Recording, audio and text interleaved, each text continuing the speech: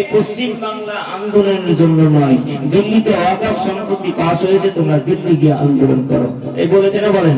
এই যে বলেছে। তাহলে মুসলমান ভাইরা, আমার বাবাজিরা, একটু চিন্তা করে দেখেন, যাকে আমরা এত মহব্বত। বিল্লাহি মিনাশ শাইতানির রাজিম। বিসমিল্লাহির রহমানির রহিম।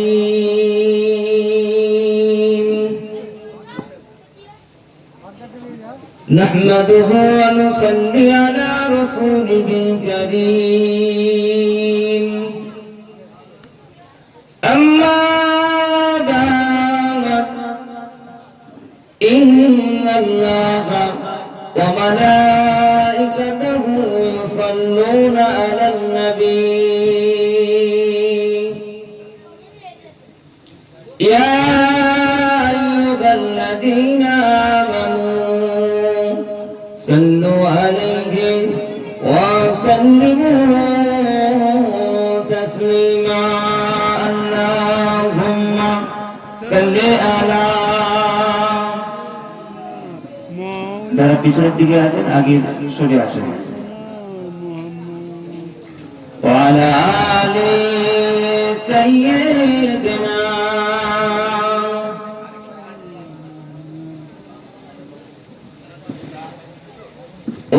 जिसके लिए महफिल कौन सजी है, फिरदौस बनी जिसके वसीले से बनी है। सुभान अल्लाह। ओ जिसके लिए महफिल कौन सजी है, फिरदौस बनी जिसके वसीले से बनी है। ओ हाशिमी, ओ हाशिम माँ की मदनी शाहे मदीना। ओ नूर नबी, नूर नबी, नूर मदीना।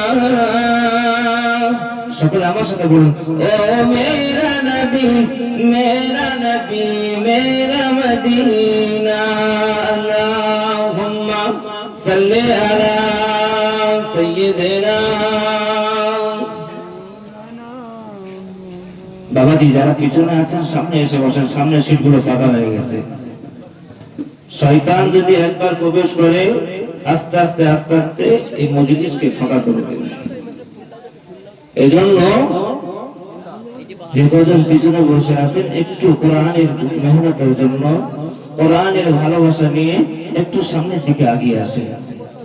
আল্লাহুম্মা সাল্লি আলা সাইয়্যিদিনা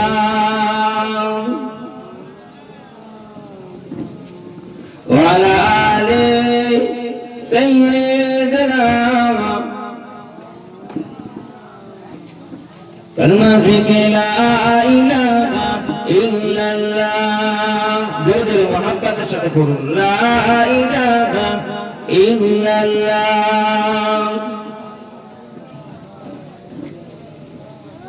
ला इलाहा इल्लल्लाह, मुहम्मदुर রাসূলুল্লাহ।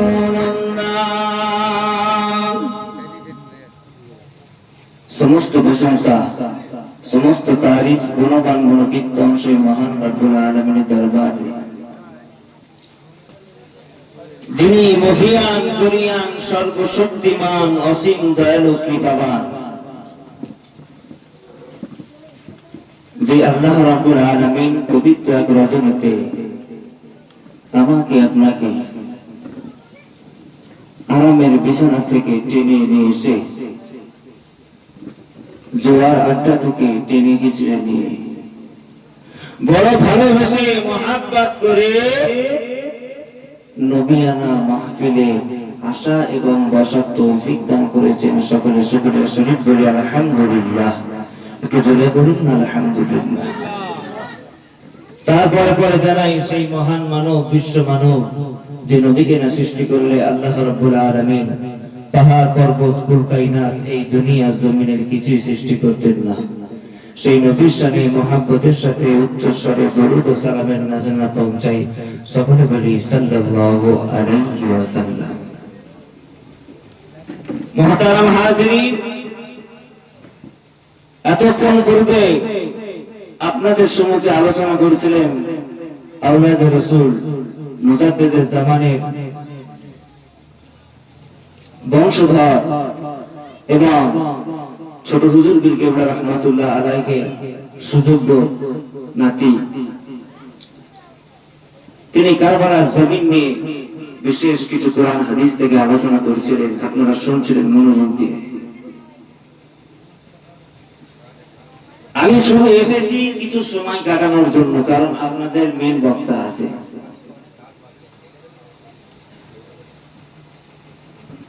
এই জায়গায় আল্লাহর রহমতে অনেক মানুষের সমাগম ছিল, কিন্তু এখন নাই। কারণ এই জামানায়, এই সময়ে যেটা বিশেষ ভাবে চলছে বাজারে, একজন বিজ্ঞ আলেমকে, আলেমে দ্বীনকে নিয়ে বড় কোরআন ও হাদিসের পণ্ডিতকে নিয়ে যদি আমাদের আম সমাজের সামনে বসে দেওয়া হয়, তিনি যদি বিনা সুরে যদি তিনার মূল্যবান বয়ান পেশ করে, হয়তো সংখ্যায় দেখা যাবে 2-4 জন সামনে বসে আছে, আর কেউ নাই। কারণ আমরা খালি চিনি কণ্ঠ আর সুর, যে যত বাপরে বলে টান দিতে পারবে তার ভক্ত তত।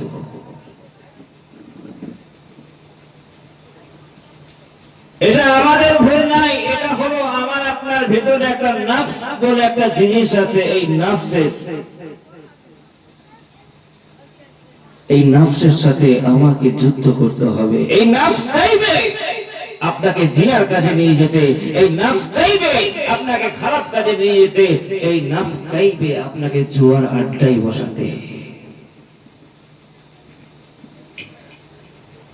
আর আমি আপনি যদি এই নফসের সাথে যুদ্ধ করে, এই নফসের যদি উল্টো ফেলে,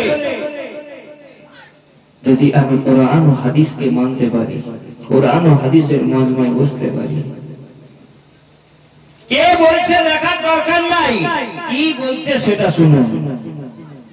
কে বলছে দেখার দরকার নাই, কি বলছে সেটা শুনুন। আমি তো আমার বাপ দাদা 14 গোষ্ঠীর, এখানে আমি তাদের ইতিহাস বলছি না, এখানে কোরআন ও হাদিসের আলোচনা হচ্ছে, কথা হচ্ছে। এই নফস হলো সবথেকে বড় দুশমন। আর আপনি যদি এই নফসের সাথে যুদ্ধ করতে পারেন, আপনি যদি এই নফসের সাথে মোকাবেলা করতে পারেন, তাহলে আল্লাহ পাক আপনার জন্য দয়ার জান্নাত রেখেছেন। জোরে বলুন সুবহানাল্লাহ। এই নফসের সাথে যদি আমি যুদ্ধ করতে পারি, আল্লাহ নবী বললেন সেই বড় যোদ্ধা যে তার নিজের নফসের সাথে যুদ্ধ করতে পারল, সেই বড় শহীদ যে তার নফসের সাথে যুদ্ধ করতে করতে তার মৃত্যু হলো, সেই হলো বড় শহীদ। আর আল্লাহ পাক শহীদদের মর্যাদা, শহীদের মর্তবা আল্লাহ হাজার গুণ দিয়েছে। বিশেষ করে যে সময়, এই বর্তমান সময়ে আমাদের মুসলমানের ওয়াকফ সম্পত্তিকে নিয়ে কিছু বেদিন, কিছু বেঈমান, কিছু জালিম শাসক মুসলমানের সম্পত্তি, ওয়াকফ সম্পত্তিকে লুটে নিচ্ছে। আর আমরা মুসলমান যাকে আমরা ভালোবাসি, যাকে আমরা মহব্বত করি, যাকে আমাদের মূল্যবান ভোটটা দিই, সেও আমাদের জন্য গান গাইছে না, সেও আমাদের জন্য কথা বলছে না। এই কদিন আগে দেখেননি সোশ্যাল মিডিয়ার মধ্যে একজন বলছে এই পশ্চিম বাংলা আন্দোলনের জন্য নয়, দিল্লিতে ওয়াকফ সম্পত্তি পাস হয়েছে, তোমরা দিল্লি গিয়ে আন্দোলন করো। এই বলেছে না বলেন? এই যে বলেছে। তাহলে মুসলমান ভাইরা, আমার বাবাজিরা, একটু চিন্তা করে দেখেন, যাকে আমরা এত মহব্বত করি, যাকে আমরা মুসলমানরা এত ভালোবাসি, যাকে আমাদের মূল্যবান আমাদের হক যাকে দিয়ে দিই, সে আমাদের কতটা ভালোবাসে, সে আমাদের কতটা মহব্বত করে। আর যে ওয়াকফ সম্পত্তিকে নিয়ে এত বড় কথা বলতে পারে, সে আসলেই একটা ইসলামের শত্রু। এই কথা ভুল বলছি না? এই কথা ভুল বলছি আমি? সে আসলেই একটা ইসলামের শত্রু, যে মুসলমানের ওয়াকফ সম্পত্তিকে কথা বলতে পারে। তার সাথে সাথে করে কিছু মুসলমানের বাচ্চা টাকার লোভে সে তার জবানটাকে বিক্রি করে দিচ্ছে, সেও তার সুরে সুরে লাগাচ্ছে, দিল্লি গিয়ে তোমরা আন্দোলন করো।